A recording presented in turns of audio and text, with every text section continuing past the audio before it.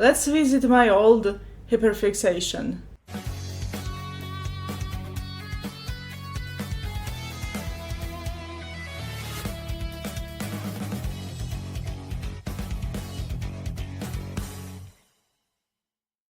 Greetings, my name is Nina, welcome back to my channel. I mostly talk about books here, but I also like to talk about music on this channel too. I talk about it rarely, and there is a reason for that. In this video I want to talk about the band that I have been listening to since April or May. I didn't discover this band this year. I actually, for the first time, I discovered it back in 2012. But back then I was still using my old iPod Shuffle. I did not have enough space, and there were other bands that I wanted to check out, so I stopped listening to this band for 12 years. But then last year I have decided to make a playlist of songs that I have listened as a teenager, and this band's songs were there. And it was this year I listened to their whole album, and my old hyperfixation returned. And the band I'm talking about is called Kino. It's a Russian rock band. Kino means film, movie. Okay, I have been listening to this band a lot and saving a lot of edits on TikTok. Now I pay much more attention to them and their music than I did in 2012. Well, there is one elephant in the room regarding the band, but I'm gonna address it later. Now I want to focus on why this band is pretty cool. So why this band is worth listening to? Well, there are many reasons, and I'm not going to stick to a particular order. The order is random, and the first thing that comes to my mind is the guitar riffs. The guitar riffs, especially in the song Spokojная ночь, it's a really amazing riff. Just listen to it. I wanna get a guitar and practice that riff because it's really, really good. The song itself is pretty relaxing. Another song where the guitar shines is the intro of Пачка сигарет, which is the first Kino song that I heard. I do remember hearing a lot about Kino, and when I decided to check the band out, I simply typed Kino and picked on the very first song that popped up on YouTube, and Пачка сигарет was the first one. The second thing that comes to my mind regarding Kino is the vibes. Okay, I do need to point out that this is a tricky part here, because the vibes are especially strong to you if you speak Russian or you are learning Russian and understand the things. The vibes are dependent on the lyrics, but nonetheless when I listen to Kino, that I get those vibes, the vibes of summer and those Khrushchevkas. Well, Khrushchevkas are those buildings with lots of flats. I can definitely relate to that because I grew up in Khrushchevkas. Well, to be fair, everything about Kino's music contributes to the vibes. The vocals, the lyrics, the guitars, the drumming and everything. Yeah, vibes is both solid and tricky parts. On one hand, the vibes are very immaculate, they are very down to earth. They are reminiscent of those Khrushchevkas, all those Soviet / post-Soviet vibes. I just get the vibes when I listen to Kino. Okay, the third thing that comes to my mind is the vocals. Okay, now when I think about the vocals, I also think of Sabaton and Rammstein. They have very specific singers. The vocals, they match the music and the vibes. Yeah, I know that Sabaton, Rammstein and Kino are very different bands. They should not be compared, but there's one thing that unites them, is that they have a certain type of vocals that matches the energy. The vocals match the music.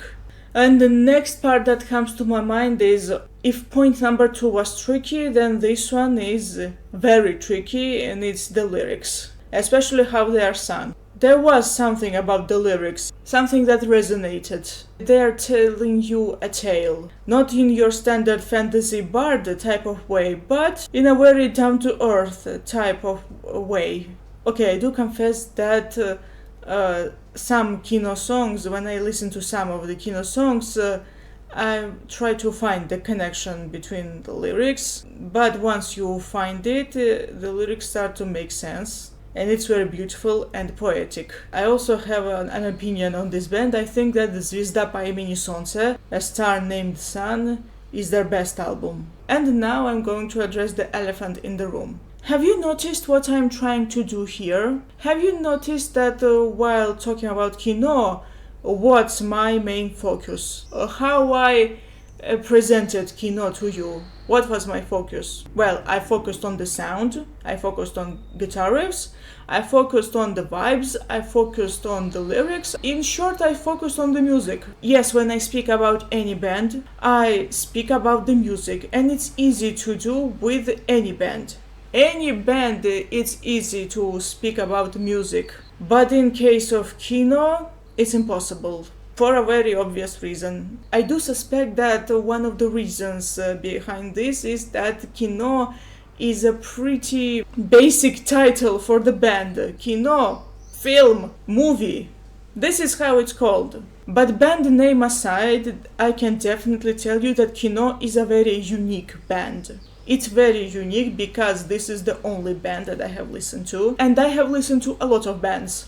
The country doesn't matter, I listen to a lot of bands. Lots of them. Kino is the only band that has this phenomenon. When you speak about Metallica, Nirvana, Король и Шут, you think of Metallica, Nirvana and Король и Шут. I mean that you hear a song by the band, you think of the band. And then there is Kino. Like I mentioned, this is a very unique band because this is the only band that I have come across. 99% of the focus is on the band's lead singer, Viktor Tsoi. And when people hear Kino songs, they are like, oh, this is a Viktor Tsoi song. Vocalists in general, they get more attention, that's okay. However, it seems like this is a solo project of Viktor Tsoi, as if he's a solo singer. Well, his fame is very strong. This is the elephant in the room, is that I could focus on any band's music without problem, and I wouldn't be able to focus on Kino's music without mentioning Viktor Tsoi at least once. Yeah, he's definitely a very memorable figure. Yeah, he definitely catches your attention. When you hear him sing, he does sound very mystical and specific too. But it's not just about his vocals and his lyrics. It's also about his persona, his presence, his charisma, you name it. One can think that Kino became very popular, Kino became very big, mostly because of the circumstances of their rise to fame. However, I wouldn't be making this video if only that was the case, because above all, I'm in for the music, and I actually would shock some people, but I do not see Tsoi as a legendary figure. I do not see him as a legend. I see him as an ordinary human being who happened to be very charismatic and influential. Yes, charismatic. Yes, influential. Yeah, he had his own philosophy and he is quite easy to love and look up to. I get Tsoi's appeal. I'm not immune to it. And yeah, if you know the lore of the band, you know about the circumstances about their rise to fame.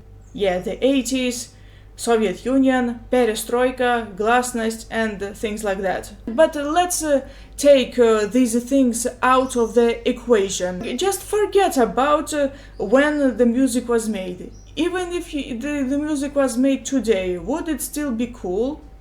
Yes, sure, the circumstances of their rise to fame played a role, but at the end of the day, it's music what matters. Oh yeah, and also Viktor Tsoi's persona too. I'm not denying this. I'm not denying this. He is kinda like Kurt Cobain. However, the difference between Victor Tsoi and Kurt Cobain is that Nirvana is still Nirvana. Kino isn't there. You can only see Victor Tsoi. It was a band. There were 4 charismatic guys behind the instruments, and they worked together as a band. But it's easy to say who got all the credit. And yes, Tsoi was a primary songwriter too. Yeah, like I said, there is no band with such focus on the singer. And it isn't just about the fact that he died young. Kurt Cobain also died young, but when people hear Nirvana, they hear Nirvana, they do not hear Kurt Cobain. Whereas with Kino is completely different. They do not hear Kino, they hear Victor Tsoi. And also for those of you who do not know, there is this sentence regarding Tsoi.